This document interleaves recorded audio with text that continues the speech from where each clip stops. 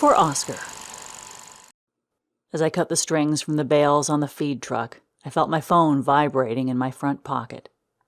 Claire Barr calling. 7 years married and I still haven't changed my wife's last name on my phone. I'm still not used to the idea of her taking my name. "Hey, what'd you find out? How's he doing?" I asked. I could barely make out her response through the tears and uneven breaths. "He didn't make it. Will you go get him?" she asked. "Let me finish up and then I'll head down. I'll plug in the backhoe. We'll bury him in the yard," I replied. "I love you," she said. "Love you too." I didn't immediately feel the weight of the situation. I just continued on with my morning tasks. Water still freezes and cows still need feed, even through family emergencies. As I broke the ice out of the horse's water fountain with my cold Estwing hammer, the reality of losing a good cow dog started to set in. When I received the call, I felt strong. It was just another task to be added to the routine, just another way I was asked to show up for my family. I'll handle it. I always handle it. Of course I'll go get him. As I continued to chip away at the ice, I started to feel it. Moving cows across the highway wouldn't be the same without him. I thought forward into next summer and realized I wouldn't have his companionship on the back of the four-wheeler as I rode through hayfields, moving wheel lines. I thought of him running out ahead of me through the tall hay as I made the walk back to the feed truck. I started to cry as I kicked flakes of hay onto the snow-covered ground. After feeding, I drove home to check in on Claire and the kids. They were all sitting on the couch, Claire and Arlo both crying. Neva showed some concern with the situation, but in her 4 years she had yet to contemplate much on the subject of death. Arlo didn't know much more, but at 7 years old, he had already learned some about the finality that death brings. Claire had lost her grandmother the previous year, which provided him with some education on the matter. Oscar was gone forever, and Arlo understood this well enough to share in our family grief. "I'll go get him, and we'll have a funeral for him. Do you guys want to go or stay with Mom?" I asked. "I want to go with you, Daddy," said Neva. The excitement in her voice cued us that she didn't really know what was happening. Maybe she was excited to go for a ride with Dad. Maybe she was uncomfortable with her mother and brother crying, just happy to get away from the situation.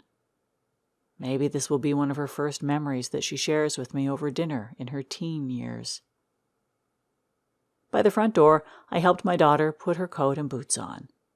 Usually I make her put on her own shoes, but I was softened by the moment and knelt down to help her. We walked out the front door together, bundled up for the 10 steps we had to make to get to the still idling car.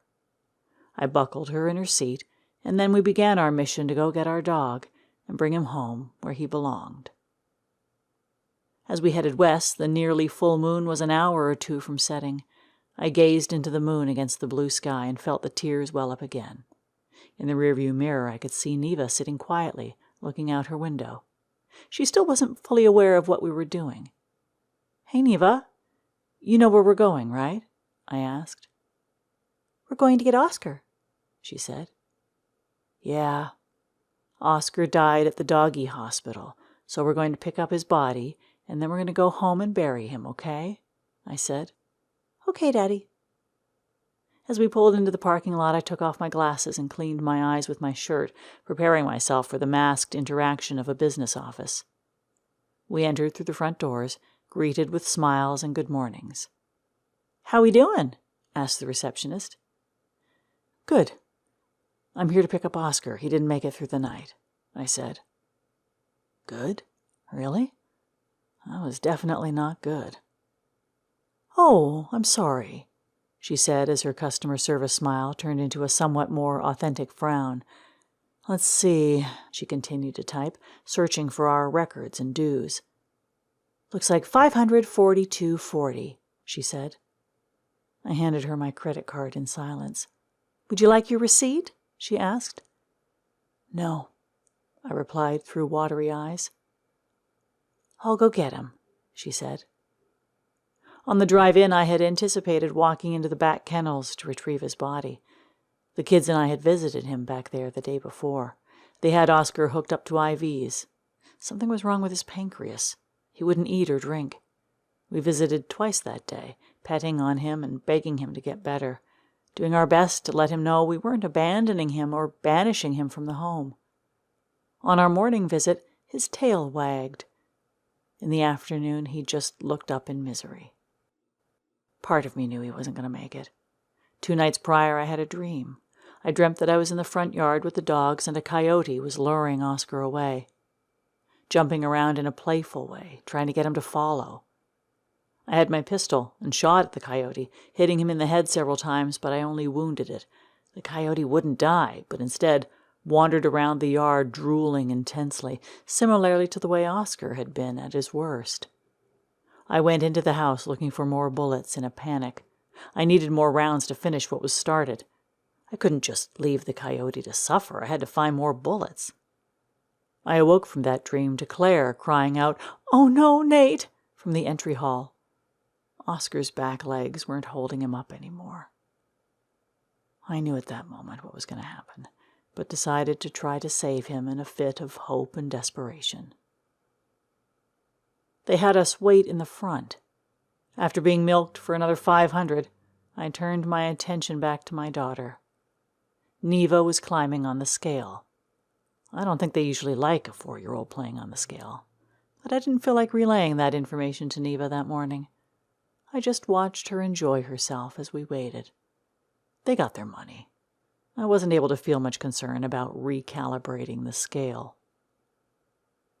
The double doors down the hall finally opened, and the 2 girls came out, each holding one end of a large white box. Oscar was about 50 pounds, probably only 40 after the 2 weeks of illness. I held the front door for them and then rushed ahead of them to open the back hatch of my car. I accepted the box from the girls and placed it in the back of the car as if it was a box of groceries or something. The whole drive there was spent emotionally preparing myself to go into that clinic, pick up my dog, then carry his lifeless body to the car. Instead, I just swiped my credit card and accepted a package. As I buckled Neva back in her car seat, I started to cry again. "Why are you crying, Daddy?" asked Neva. "I'm just really sad that Oscar died, honey. He was a really good dog. I'm going to miss him," I replied. "I'm going to miss him too," Neva said as she lowered her head and stared at her feet. She'd finally come to understand the weight of the situation. Witnessing her father's tears made it all real to her. Oscar was gone. I hated that he died there alone in a kennel. I imagined his fear and confusion in dying away from home. Did he think he was in trouble? I wish I'd never taken him there. I hated that they stuffed him in a box. As I started up the highway, I rolled down the window and whistled for him to follow, inviting his spirit home.